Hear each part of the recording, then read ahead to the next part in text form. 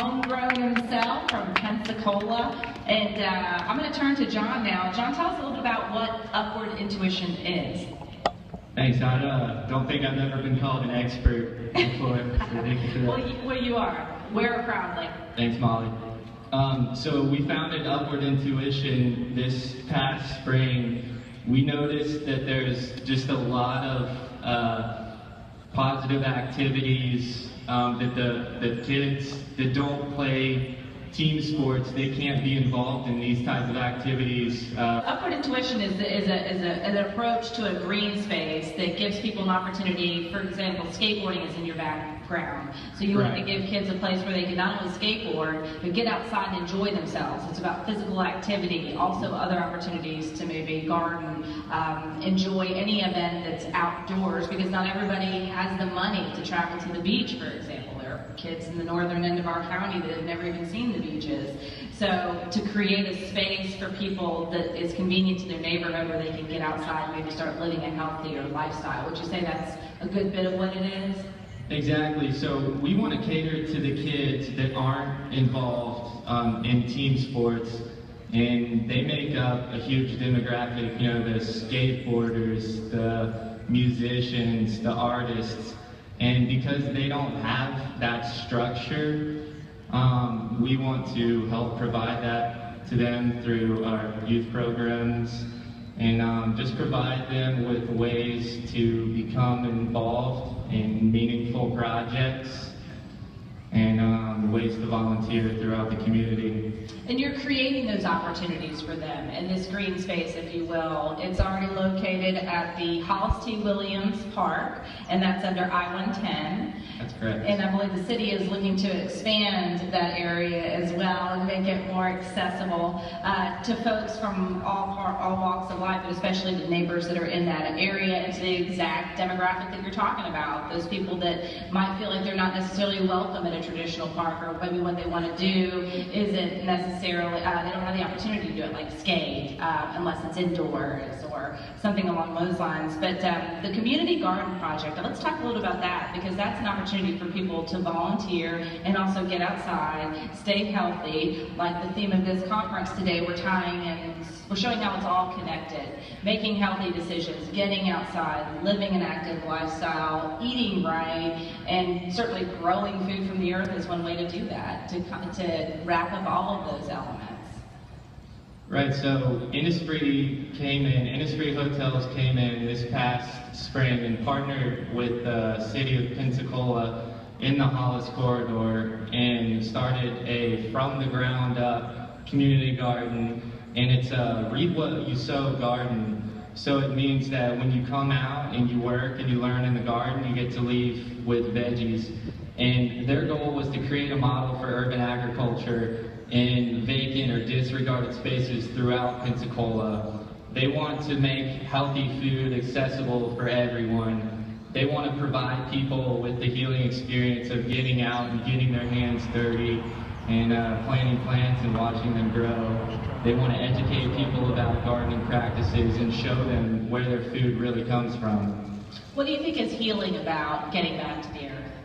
It's just really therapeutic thing, kind of like Dr. Joseph was saying with the mindfulness thing. You kind of just are out there and you can lose yourself and really enjoy the moment and appreciate the beauty of the garden. And this garden has a personal special connection for you. Your brother has a special project as part of that garden as well. Do you want to tell us a little bit about some of that, about what his project is and how he's helping to educate people on public gardening? Yeah, I would love to. So it's called Jeff's Corner, and it's a small-scale agricultural enterprise within Innisfree's from the ground up community garden, and our purpose is to supply area restaurants with the highest quality heirloom herbs and produce. That's my brother out there right now, Jeff. Hey, Jeff. Woo-hoo! Give us a wave. So we're really excited. It was made possible through a grant with Respect of Florida, and their purpose is to provide employment for persons with disabilities like my brother. So ultimately, our goal with the corner is to continue to provide employment for people with disabilities and ultimately build a model that we can replicate and take elsewhere. Well, tell us about your future plans. You talked a little bit about a community plaza project. What is it, and what is it that you want to see be a part of that? So about 10 years ago, the city of Pensacola came up with a master plan for the Hollis Williams Park. So it starts at Wright Street, kind of by the Bay Center, and goes all the way north to Jordan Street. So it makes up about a 1.3 mile area under the I-110 overpass. And so the area where the Innisfree from the ground up community garden is in Jeff's Corner, that's the space that we're currently working with city leaders and the city of Pensacola, architects and engineers to come up with just an iconic community plaza designed for skateboarding, but not only skateboarding, many other uses too. We want to have a walking track around the garden and the skate park. We want to be able to have live music. We want to incorporate garden elements into the skate park, and it's something that we're very excited about. So it's a purposeful use of space. Right. It's not just outdoors, it's not just a skate park, it's not just one thing. You can go out there to do one thing, but you may be drawn into something else. Is that essentially the goal behind it, the design behind it? Right, it really fits right into the theme of wellness for the conference today. I think it's really cool because, you know, a mom can come out, drop their kid off in the skate park, keep an eye on them, work in the garden, go home with veggies, and I think it's just a cool thing that would positively benefit the community. Absolutely, and you did a great job of painting a picture right there of exactly how it works. So if you live in the neighborhood, there's something for the entire family to a certain extent, and it gets you outside, and it gives you a chance to decompress, and it gives you a chance to exercise. So these are good opportunities for people to make healthy habits, to change. It's an opportunity for people to change and work towards that cultural change. Would you like to get people more involved in the garden? Absolutely. We have volunteer hours listed on the Innisfree website. We actually just changed hours due to daylight savings time. So it was in the afternoons, and now we're doing it in the mornings. No evening gardening in the dark? Jeff and I are still out there in the evenings, so you can come hang out with us. Fantastic, good, that sounds great. So who's available to, who's it open to? Is it open to the general public, or who is welcome? Everyone is welcome. Excellent, so if they want to find out more, what's the best way for them to do that? There's a Facebook page, and they can go to the innisfree.com-thehive to learn more about it. That's Innisfree Hotels Corporate Social Responsibility Program. Awesome. Well, John, tell us about some of the restaurants that you're working with. I think it's not just an opportunity for people to get out and enjoy the outdoors and make the most of those resources. It seems like it's a good business model as well. You partnered with some restaurants and you're enjoying the fruits of that garden. So I think the coolest component about the Jeff's Corner garden business is our method of delivery. So we have a tricycle with a refrigerated cooler on the front, and so in the mornings we'll be at the garden doing some field harvesting and then take it straight to the restaurants in the area. Great Southern Restaurant Group, Fish House, Jackson's, Five Sisters made it possible for us to purchase the trike, which we're so excited about. We've also been working with Jen at End of the Line Cafe. So she's catering the yoga festival this weekend.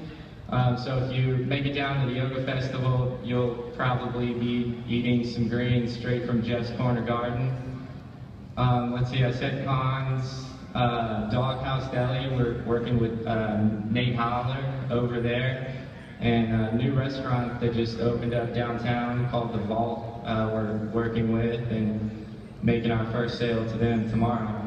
So it's a greenway that you see as a dream to be developed during that whole corridor the length of that entire 1.3-mile corridor, and also a great location to connect us to downtown and the waterfront too. So maybe as you get under there and enjoy the length of recreational activities, it's taking you down more towards downtown, the waterfront, or even back up that way, I guess, depending on which direction you start.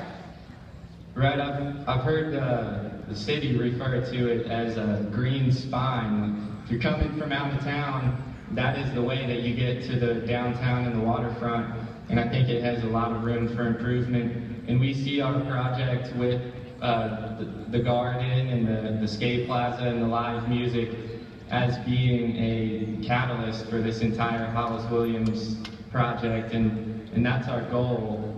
To inspire other people to get out there and make it happen. Well, John, what do you think is the benefit to the community to expand and create green spaces like this, greenways? It sounds like you're really bringing in a lot of elements, the economy, it's recreation, it's health and wellness, but overall, how do you think it impacts our ability to change our culture when it comes to health? Well, we talked about changing small habits earlier, so what's available, if you have water in front of you, you're probably going to drink water. So if we have this greenway with these beautiful walking paths, a world-class iconic skate park, beautiful gardens all the way through, you're going to be so much more inclined to make healthy decisions. All right. Well, John, is there anything else that you think would be important for people to add? Do you think that they could create a community space or almost in their own neighborhood or even in their own backyard? Absolutely. You do not need very much space at our garden. We have a number of pallet gardens where we're growing vertically, and they require almost no space. But I just want to encourage everyone to come out and get involved and help us make this become a reality. Excellent. Well, John, thank you so much for bringing this great addition to our community, and we wish you the best of luck and look forward to it growing and great things to come from the Community Plaza project. Thanks so much, Molly. All right, and you are a community expert. Thank you. Let's give him a round of applause. Thank you so much, John.